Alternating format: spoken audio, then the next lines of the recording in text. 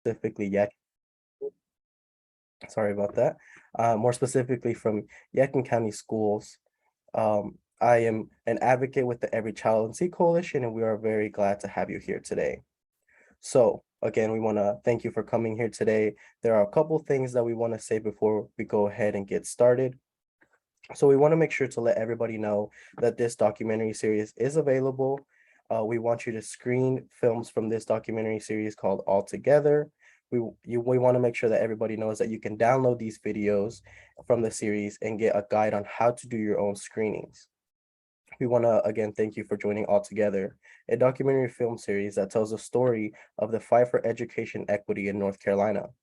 This series is a direct result of the people and community groups across the state fighting for an quality education for every child.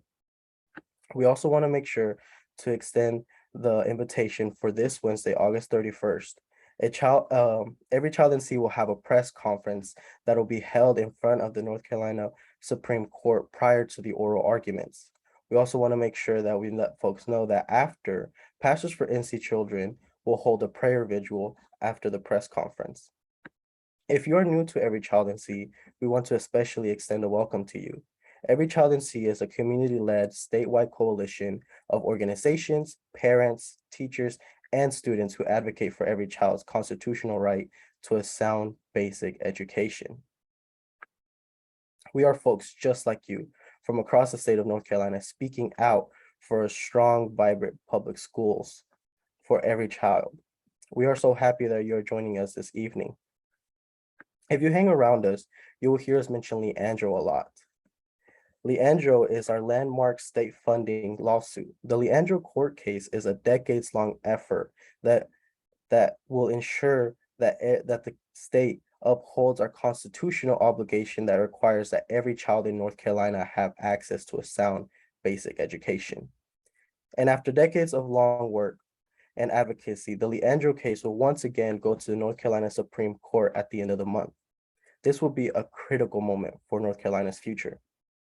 Tonight, after the screening, we will have the chance to speak to some of our guest panelists who will help get us a conversation going, and we are so thrilled to have them here today.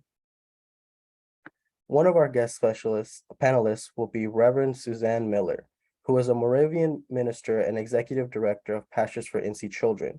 She has shaped much of the narrative and themes explored in this film. We will also have joining us today Reverend Alvin Carlisle, sorry about that, who is a pastor at Impact Church of Winston-Salem and the former president of the NAACP in Winston-Salem.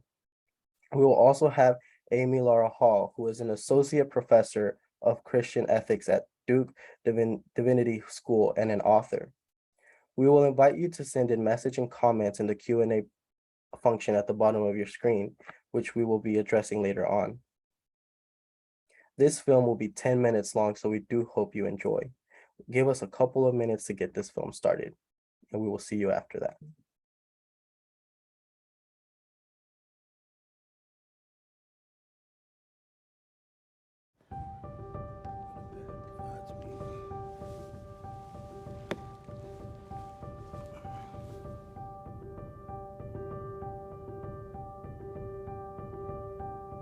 There shouldn't exist a good school or a bad school.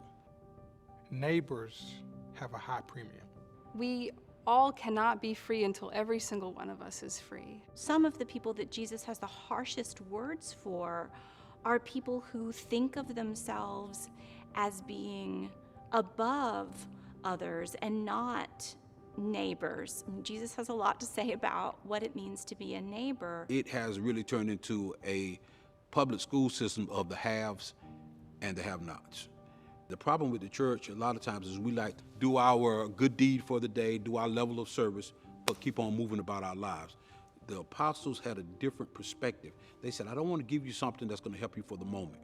And a lot of times service projects and service efforts, they will help the poor, the needy, the disenfranchised. It'll help them for a moment.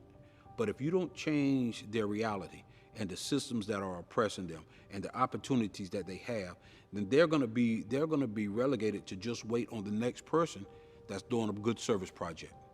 At the end of the day, we have to be invested in systemic change, in work of empowerment. With the lack of funding for basic public goods, there has also been a push for clergy to emphasize the need for volunteerism. So one of the catchphrases on this, 1,000 points of light. People in churches should fill in the shadows with their points of light as volunteers. And churches, Black and white and Korean American, have bought into this notion. And they bought into it in part because it's all over the mainstream culture. That's not feasible, and it's not what I believe Christians should be called to do. I do hear, certainly on occasion, folks who say to me, well, this is where I worship, this is where I get my spiritual resources. Why are we bringing politics into this space? Isn't this a sacred space that should be preserved? And what I say is, this is sacred work. This is what we are called to do as a faith community. Is it because we're uncomfortable about the resources that our children have, but other children in the state don't have? We have to tell the truth about that. Our faith calls us to be a part of the solution. Me being a correctional chaplain and listening to their stories and how they were treated in the public school, you can see that the public school hasn't been there for them. The Prophet Muhammad, he says, if you see a wrong, change it with your hands. If you can't change it with your hands, then you're supposed to speak out about it. And if you can't speak out about it, then you're supposed to hate it in your heart. And that's the least of faith. So for us, faith and action have to go together. Jesus is really clear that we, each of us individually matter. The loaves and the fishes is a story that a lot of ministers love to preach on. Jesus is teaching hundreds of people, and they get hungry, and so everybody pitches in, and it turns out there's plenty. There's a term in Islam called tarbiyah, and tarbiyah means to be a person who helps to cultivate and nurture children. And so when it pertains to children, not just from a parent perspective, but every grown person or adult, we should see each child as having the right tools, the right access to be nurtured. The account of where Jesus was walking through the city and the children came to him, right? Everybody know that one, right? And those that were around Jesus says, he's too important. He's the savior, he's the master, he's the teacher. He doesn't have time for you guys. Jesus said, you got it backwards. You got it backwards. He said, allow them to come to me, right? But once they were with them, he said he blessed them. He empowered them. He cared about where they were going past that moment that they were together. So if we're truly believers and we've taken on the life of Jesus, if his life is being formed in us, then we have to look whether none of those kids were Jesus kids, right? You know, they wasn't Jesus Jr. and Jesus and all, right? These weren't his kids. These were someone else's, but he cared. One of the stories that you'll see depicted, sometimes in a very cheesy format, is Jesus welcoming the children. It is a story in the New Testament that is depicted in church parlors and the ladies' room for a reason. It is because Jesus, within Christian teaching, Jesus is the Son of God. Jesus is divine. And when people were bringing their children to learn from Jesus, some of his disciples were like, oh wait, no. You are too important to be spending your time with children. And he's like, disciples, you don't really have any idea what I'm doing, do you? And Jesus takes a child and says, like, unless you learn how to be like this, you have no prayer of having any idea what I'm about. So pertaining to our collective responsibility, it goes back to the neighbor again. That if my neighbor's child is being treated unjustly in school, then I have a responsibility to stand up for their rights. And so what does this mean? It means that I have to have a relationship with my neighbor in order to know that. The most natural place for people of faith to learn about what's happening in public schools and the defunding of public schools in North Carolina is their congregation. Many of the people working in public school belong to congregations. So we need to talk about this in our congregations. You know, for the individual who sees this, Dr. King said 11 o'clock on Sunday morning is the most segregated day in America, the most segregated time in America. And it is still so. So for the church, we have to ask ourselves, not symbolic programs. You have to judge where you are, because you really can't care about the needs, the plight, the struggle of those that are around you until you see them, until you embrace them as a part of your community. So it was the 19th century Unitarian minister Theodore Parker who first said, "The arc of the moral universe is long, but it bends towards justice." It's a very dangerous and wrong notion to think that as the world goes on, things are just going to get better. We have seen that to not be true. We are living in that reality right now. The moral arc of the universe is long, but it bends towards justice when and if we bend it. What if we already have everything we need?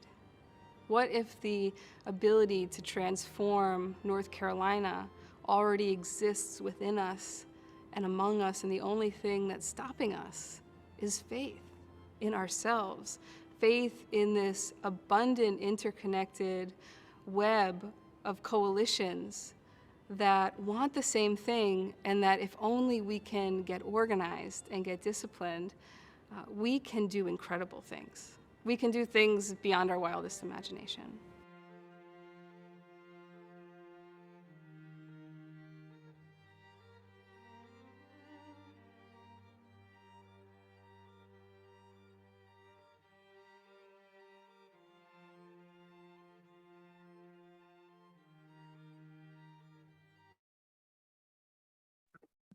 Wow. Welcome back, everyone. What a powerful video. You could definitely tell the passion and the willingness to continue the fight from everybody who just spoke in the video. And I am very glad to be able to be a part of this this screening. So again, want to welcome everybody back. We want to make sure that we give folks some time. So with such powerful speakers in the film, we are very happy to have some of them joining us tonight. Audience members, I would like to give you a couple of minutes to think about some questions and some comments that you might want to share with the group. We invite you to use the Q&A function. We will also have someone from the team answering your questions as they come in, and of course, highlighting some of them with our panelists who are here today. So to our panelists, we want to go ahead and get the conversation going. And we have a couple of questions that we have ready for our panelists. So I'll go ahead and ask the first one, and each can answer one at a time. So our first question is, why is there a disconnect between faith communities in North Carolina and the injustices in our school systems? And how would you say we can reconcile this?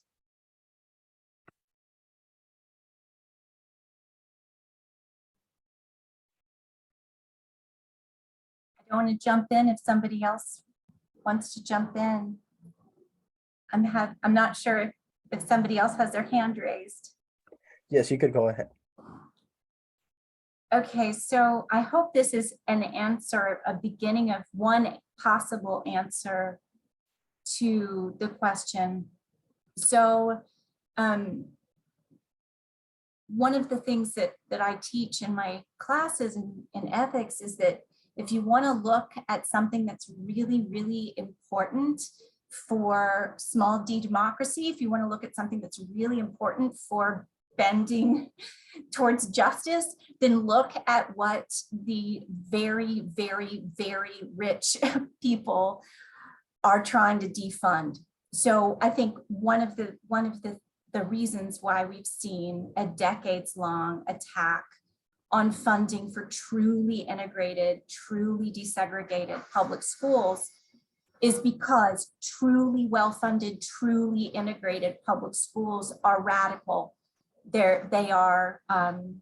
We in those schools are radicalized if what you consider to be radical is the idea that we are kin with one another and that we have to learn from one another, as we are also learning the materials that we're receiving in our textbooks. I definitely was radicalized in San Angelo, Texas at my fully integrated public high school. It changed my life. Thank you so much for your answer. So we will defer over to Ms. Suzanne Miller. Can you all hear me? Okay, I can't get my video turned on. It's not working. Could you repeat the question, Yair? I'm sorry. Yes, no worries. So the question is, why is there a disconnect between faith communities in North Carolina and the injustices in our school system? And to follow up, how do we reconcile this? I think one of the reasons that there's a disconnect is also because some congregations don't see politics as something related to faith. And a lot of times we've been taught in conversational, in our country that you don't talk about faith in politics. You don't talk about those things. So we don't know how to talk about them now. And I believe that that's actually completely inaccurate. We should be talking about politics. Partisanship is where the problem is, and getting into partisanship we cannot do. But Jesus was very political, and so I heard a pastor say one time that when you're born, you're issued a birth certificate from the government, and when you die, you're issued a death certificate from the government, and everything in between is regulated by the government.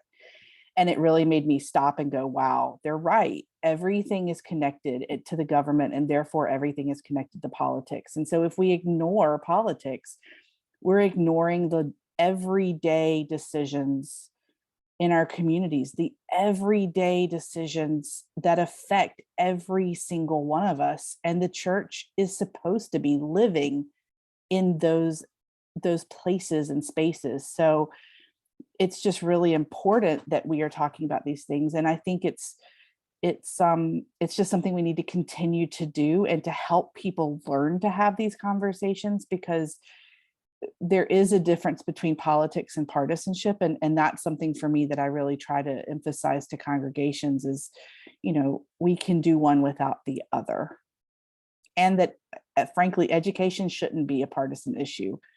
It is a common good issue. Every single child deserves that, deserves a well-funded, resourced education. And it's not just good for the kids, it's good for all of us. It's good for employers, it's good for our economy, it's good for, all of us. So yeah.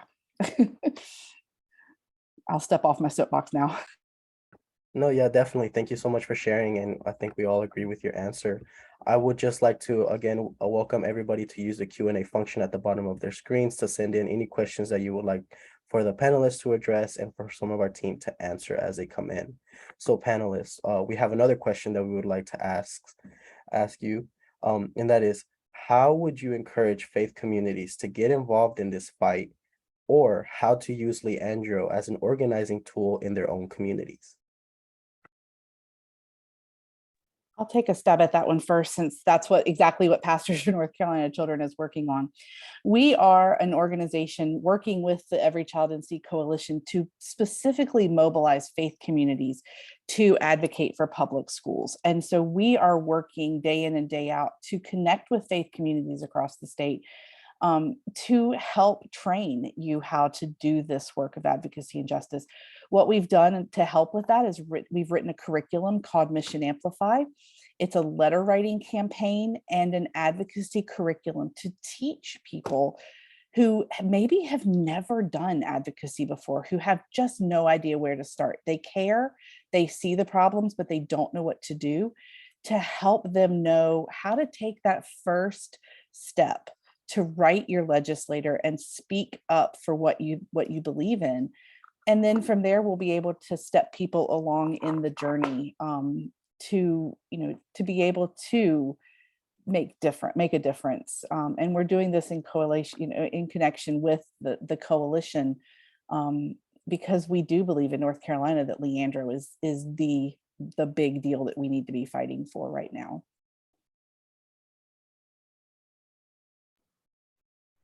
I'm really excited to read the curriculum and use it. And so thank you so much for the work you're doing. And I hope y'all can still hear me. I'm in my parents' backyard in Texas. I'm helping for a week before my classes start.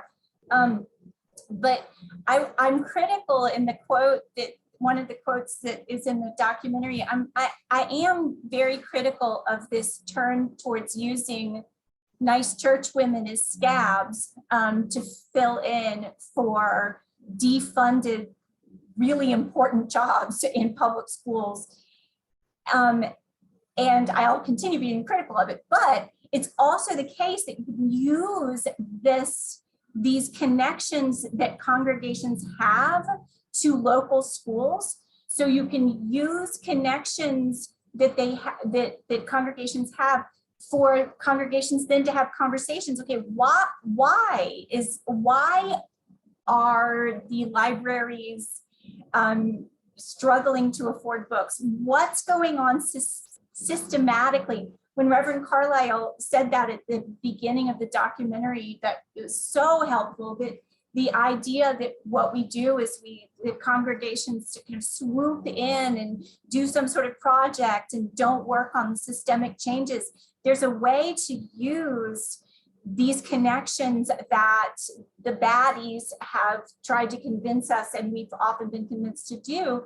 Use these connections so that people will talk. Because I mean, you're gonna, if you're doing backpacks for kids and you're taking the backpacks, you're gonna hear, if you sustain some sort of relationship with the teachers in the school, with the people who are serving the children food, they're going to eventually, hopefully, trust people enough to talk about what defunding has meant for their jobs in the public school systems in North Carolina. That also reminds me, this time of year especially, just gets under my skin with all of the school supply drives that we see and all of the things going on. And hear me, I'm not saying that school supply drives are bad, because the kids need the resources, and we know that families can't always provide those. And so it's really important the kids do not miss out.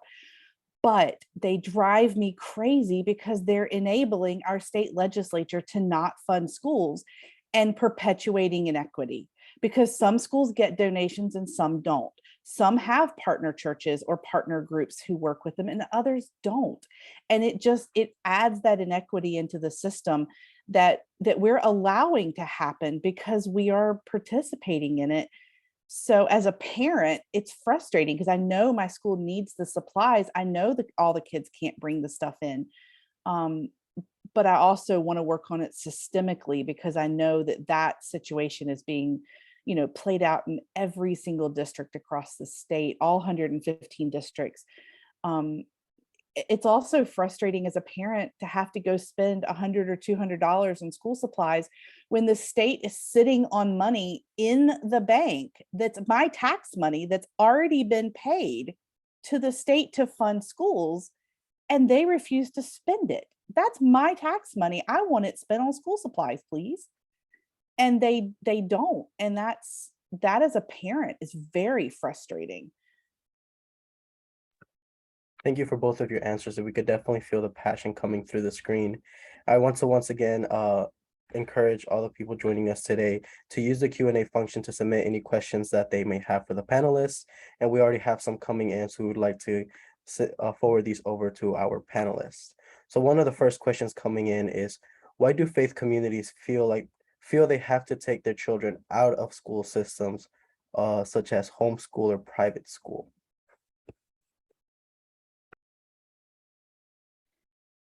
I think, what the school that people choose to send their children to is a very personal choice.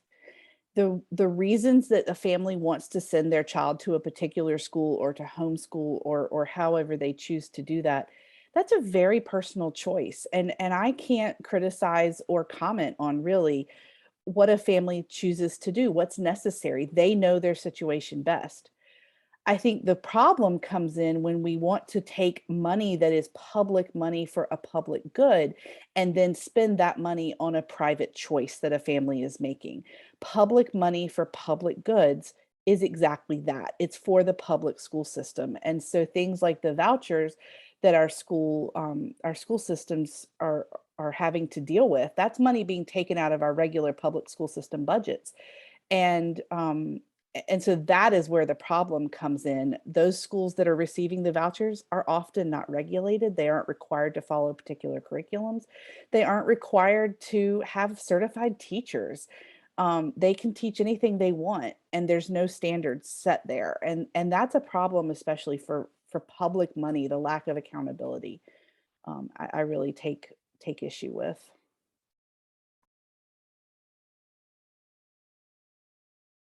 Let's see, knowing some of the history too is really helpful to look at how, with the defunding, then you have parents who would like to send their kids to public school, but if their child has any kind of particular special learning need, they will sometimes feel like they have to try to find a different school. And so looking at that history of defunding for all these different forms of public education is really important. I was at an event once where it was for Democratic women, and there was a panel on public schools, and one of the women stood up and said something about our public schools are so broken. And Helen Ladd, I think she goes by Sunny Ladd, she was on the panel, and she just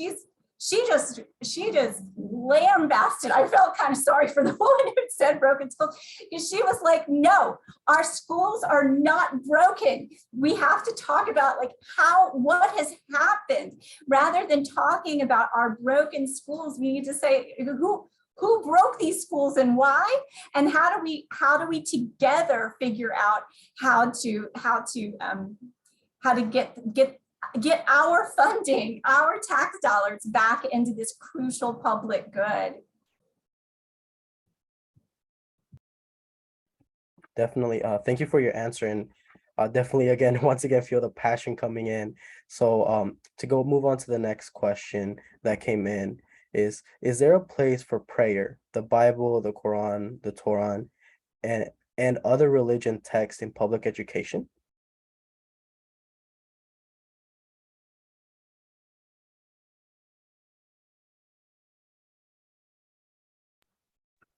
I guess the Christian ethics professor ought to say something on this. No. I mean, a history of religions class, but even a history of religions class, depending on how it's taught, I can imagine many different history of religions classes that would end up with a version of Western European thought such that the pinnacle, you see this, yeah, the pinnacle of religions ends up being some form of white liberal Protestantism. That's the way that history of religions is usually taught, often taught. I mean, I didn't anticipate this question, but there are all sorts of reasons to say no to that.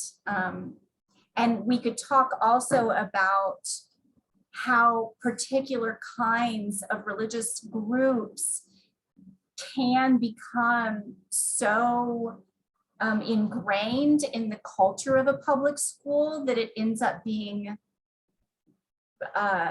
discriminatory. I've seen that happen with Young Life's involvement in public schools in Texas and in North Carolina. So, I mean, I'm an ordained United Methodist minister. I'm not saying that I don't think faith communities are absolutely crucial, but I think not in public schools.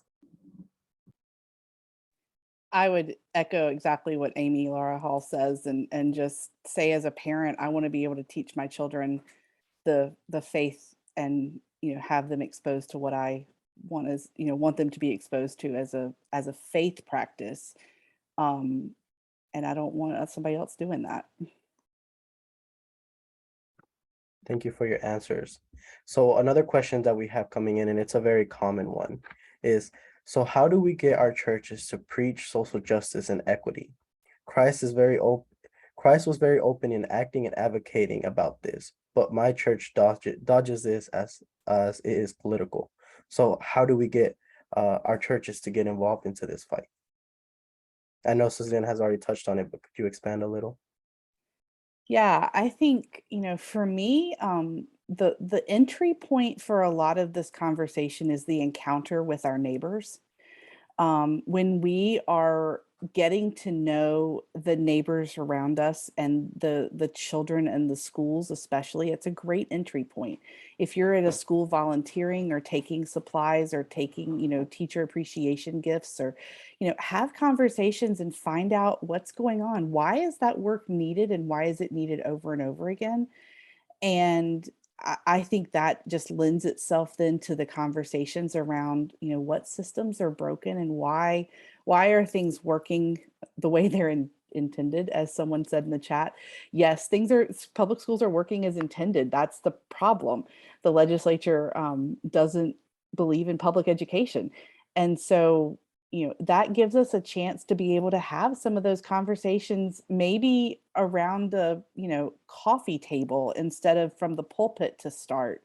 But we need to be having those conversations. Our faith has to intersect with our life, at least in my, my tradition and my understanding. Those things have to go together. And so that encounter, with one another is huge.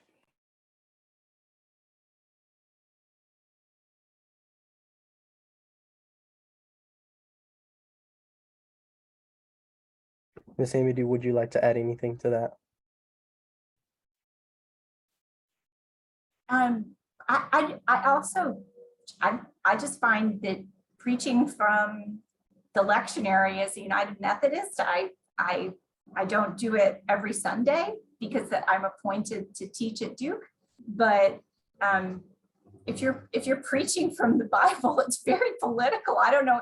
You'd have to really skip over all the prophets. You'd have to, you have to work really, really hard not to have political implications from your preaching, at least as a Christian, if you're preaching from the Bible. Thank you. So another thought-inducing question that came in is, why are we turning professionals into beggars for the resources that they need? Why do we not speak publicly about the adverse effects of begging for resources? I can really recommend an article that's with a media outlet called FAIR, F-A-I-R, and the journalist whose name at least is on the piece is a man named Adam Johnson. And the piece was called "The Media's Grim Addiction to Perseverance Porn," which I thought was such a helpful term, perseverance porn.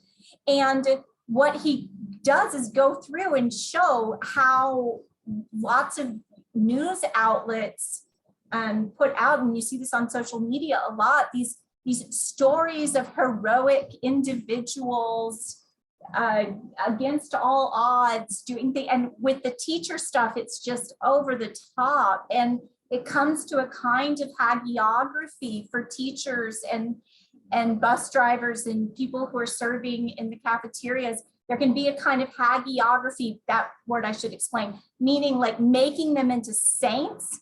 And it's like, you know, if you look, it sucked to be a saint. They mostly were killed. I mean, so no, we don't, teachers don't want to be saints. They want to be teachers.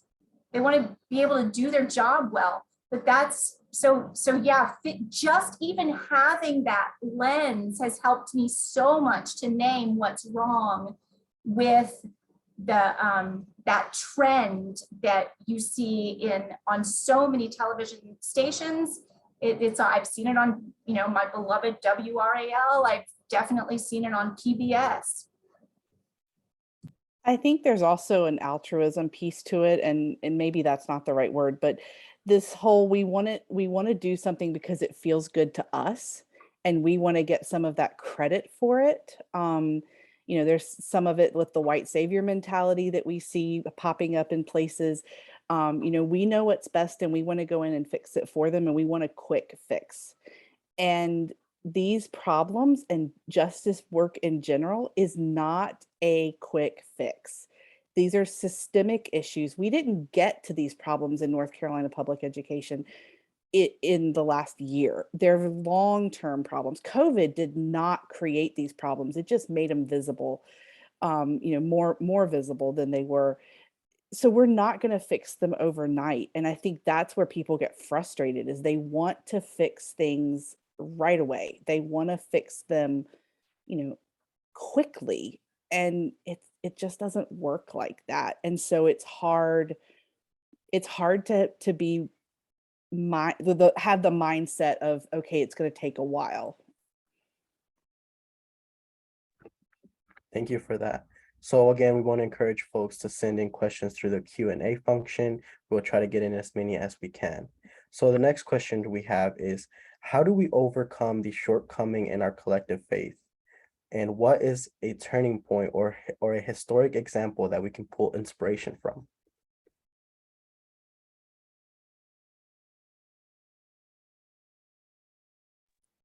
Could whoever asked that one give us a little more? I'm not sure I understand the question correctly. That would be Nick. Nick, could you give us a little bit more about the question? Sorry to put you on the spot there. I just want to make sure I understand what you're asking.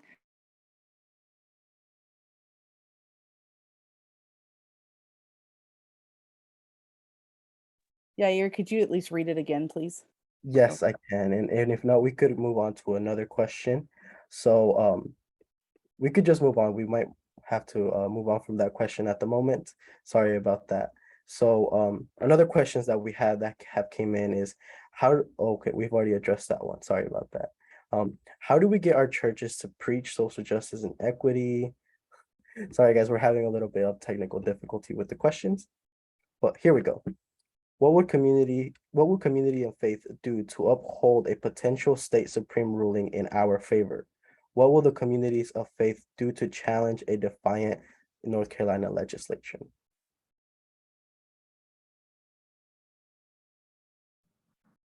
So, Suzanne, Joel, I don't know, can you hear me over, my neighbor's mowing the lawn. You can still hear me? Okay. Vote, yes, I just thought, yes, vote, definitely vote But I think I can just say something really briefly about the previous question, if I caught the gist of it over the lawnmower, is that I find it really, really, wow, it's really loud. I find it really, really encouraging what I call the union-like activity that the Durham educators are up to. One of my favorite sayings is that courage is contagious. It can be contagious. And so, yeah, I as a teacher am really emboldened by their solidarity work. And it makes me hopeful eventually that we'll have something similar for educators at the higher education level with the AAUP. So courage can be contagious, and solidarity is really inspiring. So I'm really grateful for that work. But now I'll go off and let's. Yeah, I think I agree. I absolutely agree. You know, I'm looking up the link, but I'm a community ally as a member of NCAE, and you know, working in solidarity. You can join NCAE just as a parent or as a community member. It's like $25 a year, but it does help to build that work.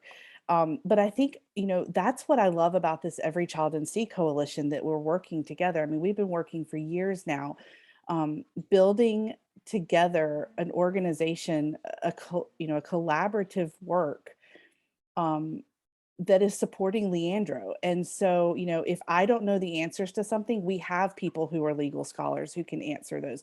We have budget people. We have folks in the medical field who can answer the medical pieces.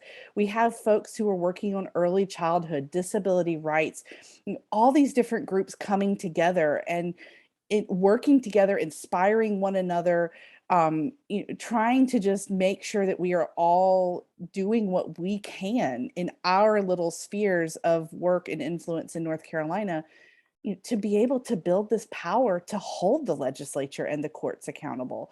As we've talked from the beginning as a coalition, it takes the political will and the voters' awareness of these issues to really bring systemic change. And so that's why this work is so important. That's why, you know, we wrote Mission Amplifies, because we want congregations to have conversations about this work and to talk social justice and see it not as a bad thing necessarily, but like what Jesus lived and died for. And that, you know, there's implications for it when you go to the voting booth, that we are voting to create the world that we want to live in. We are creating the beloved community, and that is what it's about. And so for me, that work is really important, just to be working together. And, that's one reason we were, as an organization, we're so proud to sign the amicus brief that 144 groups came together and said, we support public education. And that to me was so powerful, that I know I'm not alone in this work. I'm in solidarity with all of these people who have very different backgrounds than myself, but I know we're all working for the same goal, and our kids are the center of that conversation. I feel like I have 1.5 million children. Thankfully, I did not give birth to all of them, but I do want the best for every single one of them. Thank you so much. So we do have a loaded question that has came in, and that is, how can we use this video within faith communities? What are the questions we should ask our faith communities? And what is the point of debate in the faith community? And who is pushing back?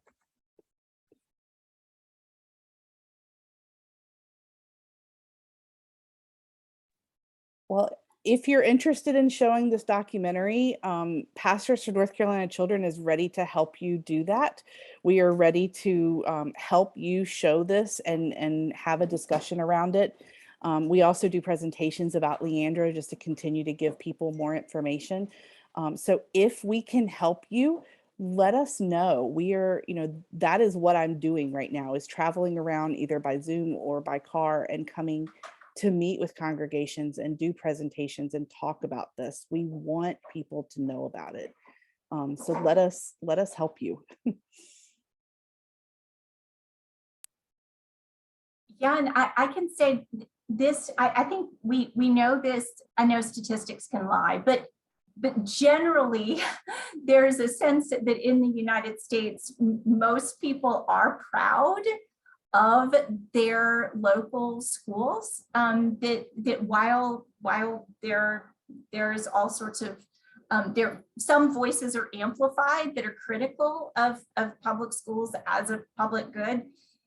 Those voices have to be amplified because most people from different political persuasions are proud and want to see their public schools succeed. So one of the things I would encourage people, and y'all can disagree with me if you think I'm wrong, but in my experience, when you start talking about the importance of public education in North Carolina, people can even say things that have surprised me, like, that's what public education is what distinguishes us from South Carolina. It's sort of like, oh, that's kind of a scary argument, but I've heard it from people who are passionately Republican.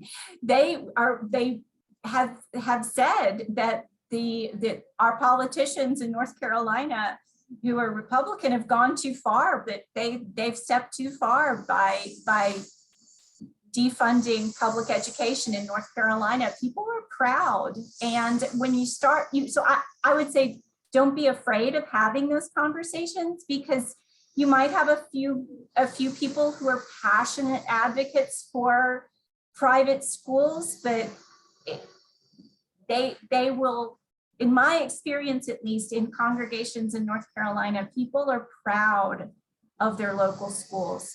I hope that made sense. Is that making sense? Absolutely. And I think when we look at the number of people who are involved in public schools, who are working in them day in and day out, the top employer in it's like 55 counties in our state is the public school system. And I think it's 94 counties, it's one of the top 3 employers. So these are the people sitting in our pews. They know what's happening in our schools. They know what the situation is. So we just need to be talking about it and inviting those conversations. What do you see? What's going on? What resources do you have or don't have? How have things changed since you started teaching? I know my mom started teaching, before I was born. And before she retired, things were drastically different than they are now. So, those are interesting conversations. As a parent seeing things in my own school, I'm like, oh yeah, that, we run out of copy paper by Christmas. Like, she had an endless supply of copy paper. That was never a concern. Just having those conversations and then being able to say, why do you think that is? What's changed? Asking some of those questions innocently sometimes can be a starting point. Thank you for your answer. So I know we're coming up on time, so we'll ask one last question that has multiple parts. So the question is, how is a pulpit relevant to what is broadcast in the news today, with most of which is shared while sitting in church? And do we all stand in the same thing in Christianity today? How do pastors react to policymakers putting forth laws that continue to oppress people?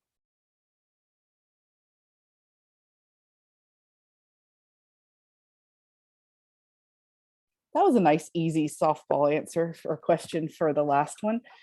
I was just gonna say, like, amen. I mean, I was not, like, it's really. I was saying, I guess I would just say it is tough countering. It's tough countering lots of different things that are coming across people's radar. But like I said, and like Suzanne said, it's you get public school teachers talking in a Sunday school class about their work, and it's one of the ways I learned that Teach for America stinks is I just listened to public school teachers talking about how much they hate it when they have to deal with Teach for America students. I mean, nothing against the individual young people who are not trained and should not be doing what they're doing, but it's like that's how it's in the midst of conversations with with people who are working in public schools, that people can find the counter to whatever it is that they might be hearing on social media. So it's not just, I actually think sometimes Protestants, at least, we overemphasize the pulpit. I mean, was that part of the question also, is that people are sharing social media during sermons? Is that what I heard was part of the question? I was trying to understand the whole question, but we can sometimes overemphasize the pulpit. A lot of learning and change happens as people are talking to one another in the parking lot. And the question automatically made me go back to the quote I remember hearing in seminary about, I think Karl Barth, the famous theologian Karl Barth, said, you're supposed to preach with the Bible in one hand and the newspaper in the other.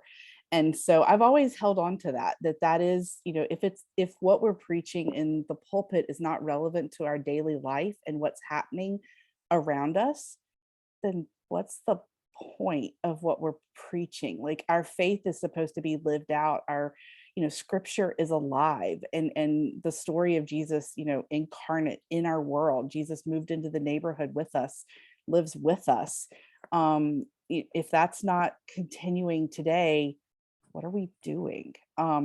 So I certainly hope that pastors are paying attention to both social media today, maybe the newspaper, and scripture. Obviously, yeah, you want to be relevant. Thank you so much for your answer. So I know that we're coming up on time, so I want to make sure that I leave folks with some couple next steps or some asks for everyone. So one of the things that I want to make sure to emphasize is, again, that this documentary series is available, and that we want to make sure that everybody who wants to has the opportunity to screen these films. You can once again download these videos from the series and get a guide on how you can do your own screenings. And I would like to leave us our closing with Miss Suzanne, because one of our asks is we will be having a press event this Wednesday, right before the final oral arguments that'll be happening right across or right in front of the North Carolina Supreme Court. But right after, there will also be another amazing event, which I would like to, Suzanne, if you could let us know about what will be happening after the press event. Absolutely. I just put the link in the chat. At 9:00 on Wednesday morning, we will be gathering for the press event. And then as soon as it finishes, about 9:20 or so, we will be transitioning into a prayer vigil for education. Pastors for North Carolina Children is leading this with the Every Child NC Coalition. We are going to be lamenting the 28 years that Leandro has been going on, and the fact that it's still in the courts. We're also going to be praying in hope that the creation of the school system that our children deserve and are entitled to by the Constitution, that comes to fruition. And so we hope that you'll join us. It's interfaith and ecumenical. We will be having clergy from multiple different traditions to offer prayers. And we invite anyone who is a public school supporter to come out and join us. It's going to be a wonderful event, and the weather's looking pretty good. So join us at 9:00 on Wednesday. Thank you for that. So we want to, again, thank our panelists, thank everybody for coming out tonight. We encourage everybody who wants to learn more about this work to connect with Pastors for NC Children, again, led by Suzanne Miller, who has helped many faith leaders, congregation, and other organizations across North Carolina support public schools. Again, thank you to our panelists, and thank you for everybody who joined us today. More information will be coming out. And again, thank you, everyone. Thank you, Dr. Hall.